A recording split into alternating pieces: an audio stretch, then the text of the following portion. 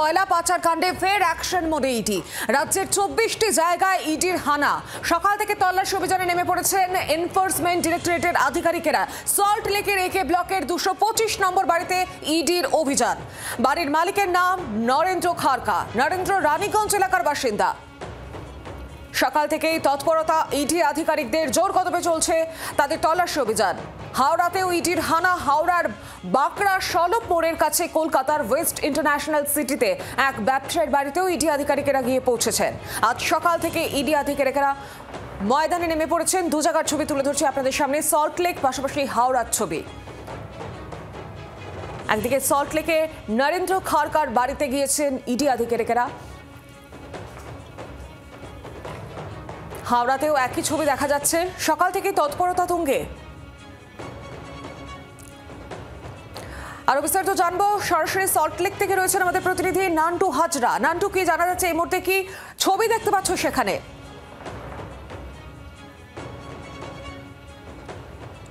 দেখো, তোমাকে জানিয়ে রাখি যে সল্টলেকের একে ব্লক এবং সিজে ব্লক এই দুটি জায়গায় এই মুহূর্তে তল্লাশি অভিযান চলছে ইডির, এবং মূলত রাজ্য জুড়ে কিন্তু বিভিন্ন জায়গায় এই কয়লা পাচার কাণ্ডে সেই কাণ্ডে কিন্তু তল্লাশি অভিযান চলছে। এর পাশাপাশি ঝাড়খণ্ড, দুর্গাপুর, আসানসোল সহ বিভিন্ন জায়গায় এবং হাওড়া তুমি যেটা বলছিলে সেখানেও কিন্তু অভিযান চলছে। মূলত সল্টলেকের একে ব্লকের 225 নম্বর বাড়ি, সেটা হলো নরেন্দ্র খারকার, এবং সেই নরেন্দ্র খারকা যিনি হলেন যে এখনও পর্যন্ত ইডি সূত্রে খবর যে এই নরেন্দ্র খারকা এই কয়লা পাচার কাণ্ডের একেবারে বলা যায় সিন্ডিকেট তৈরি করেছিলেন এই নরেন্দ্র খারকা, এবং তার সাথে যারা সহযোগী ছিল প্রত্যেকের বাড়িতেই কিন্তু তল্লাশি অভিযান চালানো হচ্ছে বলে আমরা এমনটাই ইডি সূত্রে জানতে পারছি।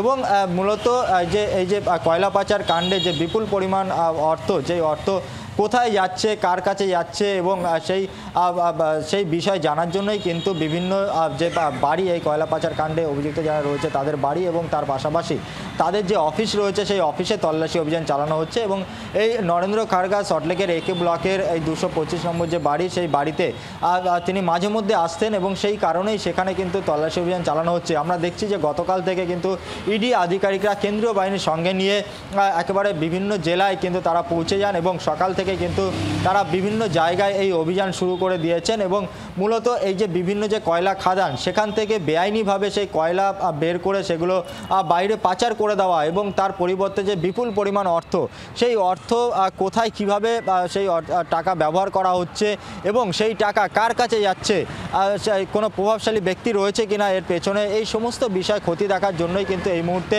একেবারে ম্যারাথন ইডি তল্লাশি অভিযান চালাচ্ছে ইডি আধিকারিকরা। এবং এই কয়লা পাচার কাণ্ডে আর কারা কারা জড়িত আছে এবং তাদের অফিস এবং তাদের বাড়ি থেকে যে সমস্ত নথি উদ্ধার হবে, সেই নথি খতিয়ে দেখার পরে কিন্তু পরবর্তীতে তলব করা হবে এমনটাই জানা যাচ্ছে। তবে এখনও পর্যন্ত ইডি সূত্রে খবর যে এই যে নরেন্দ্র খারকার যে একে ব্লকের যে 225 নম্বর বাড়ি, সেই বাড়িতে তল্লাশি অভিযান চালানো হচ্ছে, এবং সেখান থেকে বেশ কিছু নথিও কিন্তু ইতিমধ্যেই পাওয়া গেছে। সেই নথি কিন্তু খতিয়ে দেখছে ইডি আধিকারিকরা।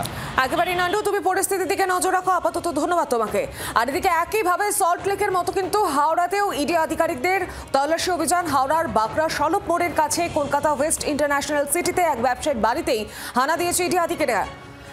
সেখান থেকে রয়েছেন আমাদের প্রতিনিধি দেবব্রত ঘোষ। দেবব্রত, কি ছবি এই মুহূর্তে, কি কতটা তথ্য জানতে পারছো?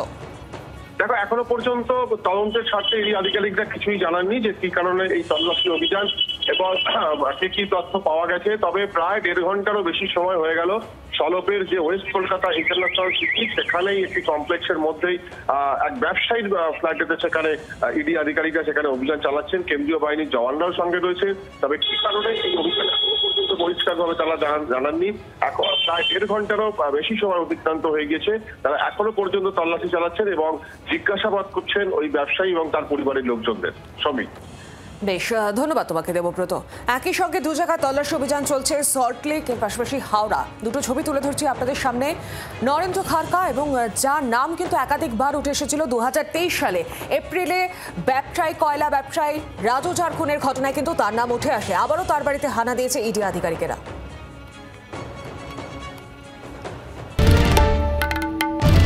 বাংলার আওয়াজ, বাঙালির আবেগ, জি 24 ঘন্টা।